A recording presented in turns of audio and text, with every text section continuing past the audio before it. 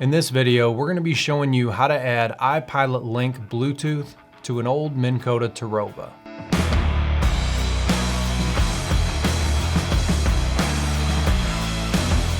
So I'm sure if you clicked on this video, you already know what iPilot Link is. But to sum it up, iPilot Link will give you wireless remote control and GPS features for your motor, along with allowing you to fully integrate your motor with your Humminbird fish finder.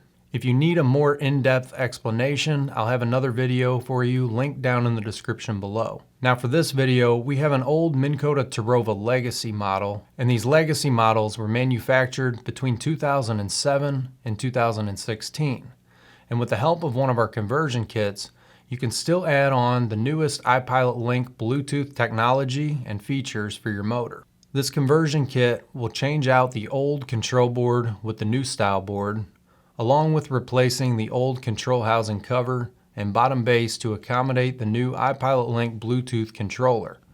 It will also come with the new iPilot Link Bluetooth remote and heading sensor, along with all of the necessary installation hardware. Now, if you already have a Terrova Bluetooth model that's 2017 and newer, your job will be a lot easier. All you'll have to do is install the iPilot Link controller, run your Ethernet cable, pair your remote, and you're good to go. So with that said, let's get started installing this kit on this Terrova. Now if you need to purchase one of these kits, I'll have links for you down in the description below where you can pick one up. You're going to start by cutting off power to the motor. Next, you're going to put the motor in the deployed position, getting the shaft out of the way and giving you access to the control housing. Next, you can remove the side plates with a number 3 Phillips.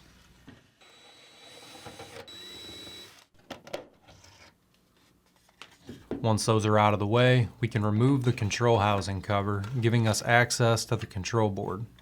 Next, you can disconnect all of your wires.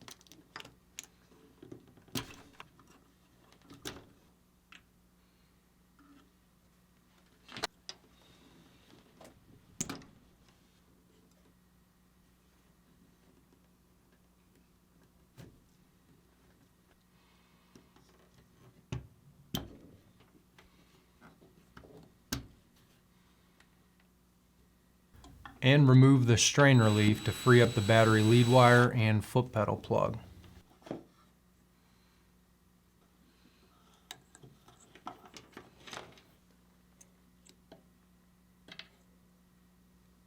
Next, you can remove the 2 control board mounting screws on the side of the extrusion with a number 2 Phillips.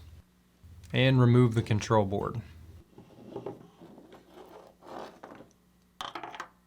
Next, you can remove the steering motor wires from the control housing cover. You'll have to squeeze the tabs on the strain relief with a pair of pliers and slide it out of the hole. You'll only have to do this part if you are replacing the board on a legacy model like we're doing here. If you already have a Bluetooth model, this step isn't required. Now that the old control board is out of the way, if you have some dirt or debris, go ahead and clean that up before installing the new board.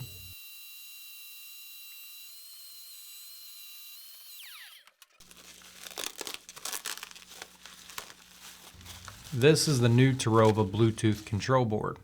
It'll mount the same way as the legacy board did.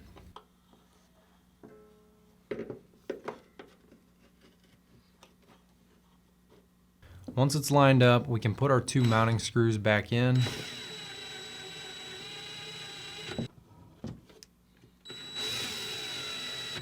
And start reconnecting our wires. First, we're going to hook up our 4 power wires, slide heat shrink on them,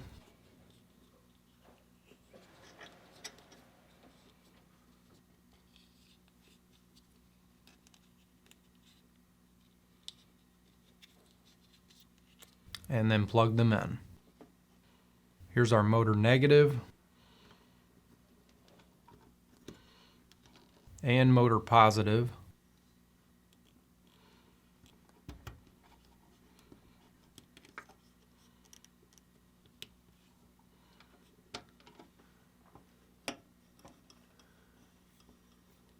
And battery negative.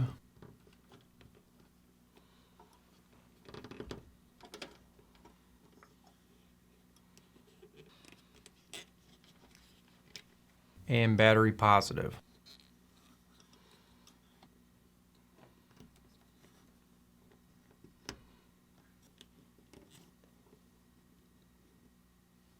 If you're replacing an old legacy board, we can go ahead and put the steering motor wire through the hole on the new control housing cover and clip the strain relief in.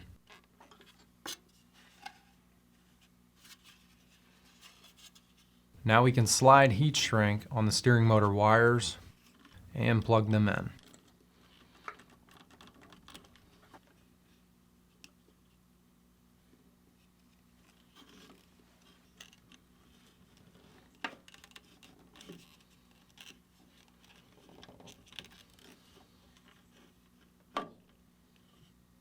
Next, we can slide heat shrink on the red battery meter wire and plug it in.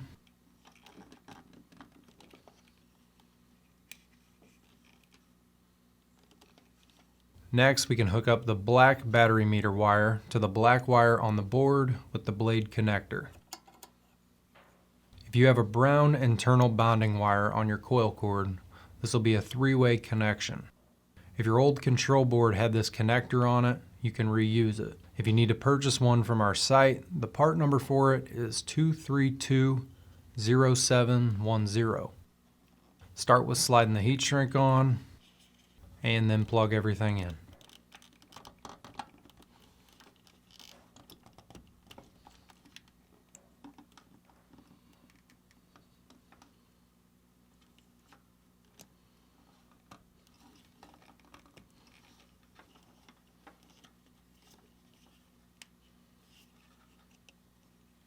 Now we can connect our GPS accessory wire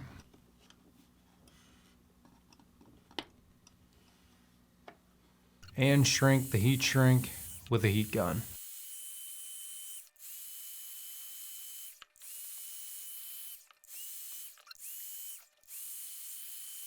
Next, I'm going to put the new decal on the new control housing cover. Again, this is only if you're replacing a legacy board. Next, we can slide our power switch and battery meter into place on the control housing cover, making sure our buttons and LEDs line up with the holes. And position the locking tab so it covers both the power switch and battery meter.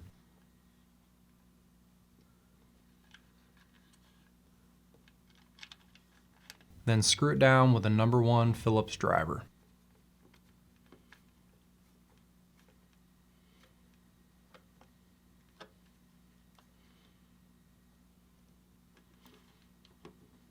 Now that all of our wires are hooked up, we can put our strain relief back on. The large slot is for the battery power lead wire, and the slot next to it is for the foot pedal plug.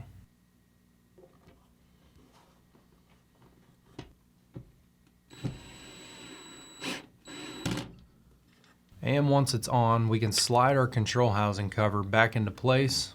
Make sure there's no wires that are being pinched or pulled on, and that the tabs lock in. And once that's in, we can put our side plates back on.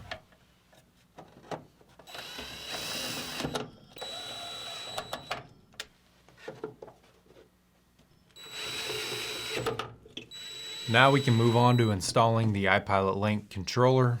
On non-Bluetooth models, you'll be installing both the bottom base and the iPilot Link controller. On Bluetooth models, you'll be able to install the controller on your existing base. Start by removing the 4 top cover screws.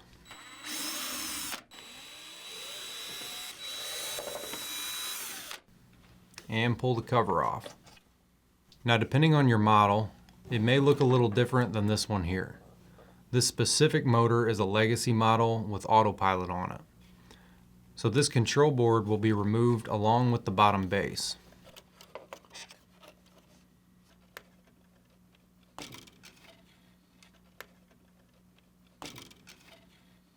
Now we can disconnect the wires.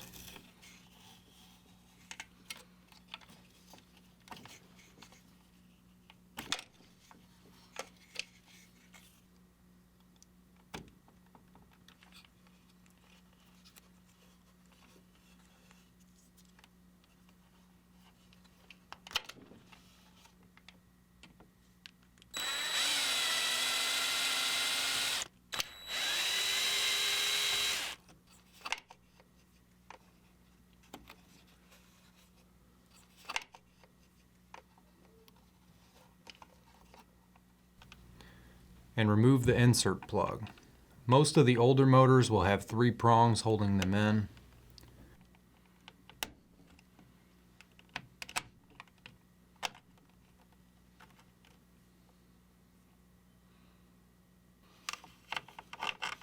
Once that's removed, we can slide our coil cord out of the base.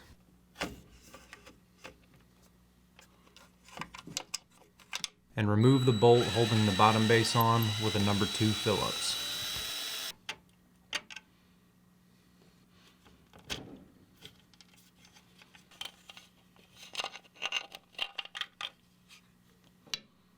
Now we can slide our new bottom base on the shaft and line up the hole.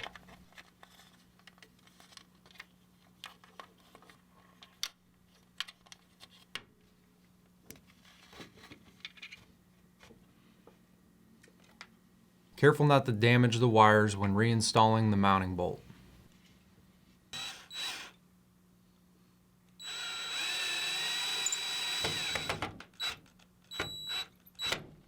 Next, we can reinstall our coil cord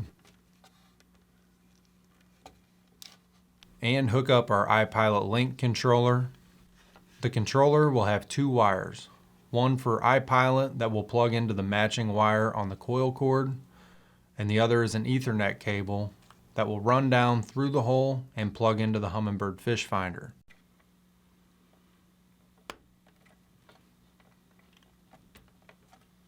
If your motor has built-in sonar, this wire will also run down through the hole. Next, we can install our new insert plug that came with the kit. Instead of clipping into the base, the new one will come with 2 mounting screws. Feed your wire or wires into the slot, slide it into place, and screw it down. Now we can slide heat shrink onto our brown wire and reconnect it.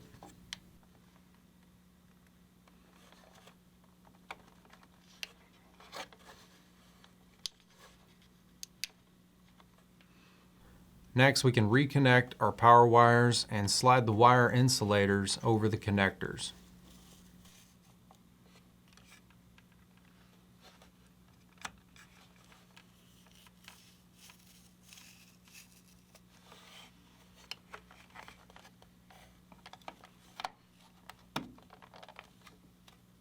And shrink the heat shrink. And once everything is connected, we can put the controller on and reinstall the screws. And once that is done, we can reconnect our motor to power to pair our remote. To pair the iPilot Link Bluetooth remote, you're going to start by powering the motor and remote on. Once the remote is powered up, you're going to scroll down and select System. Then you're going to scroll down and select Pair. Once you do this, your remote should say Scanning. While your remote is scanning, you're going to press and hold down the Pair button on the top of the controller. Make sure to push the button all the way down until it clicks. A steady tone should come out of the controller. When the pairing is successful, you will hear a series of beeps. And once you do this, your remote is paired. So that covers it for the kit installation. If you need to pick one of these up, go to trollingmotorparts.com. I appreciate you guys watching, and as always, keep trolling.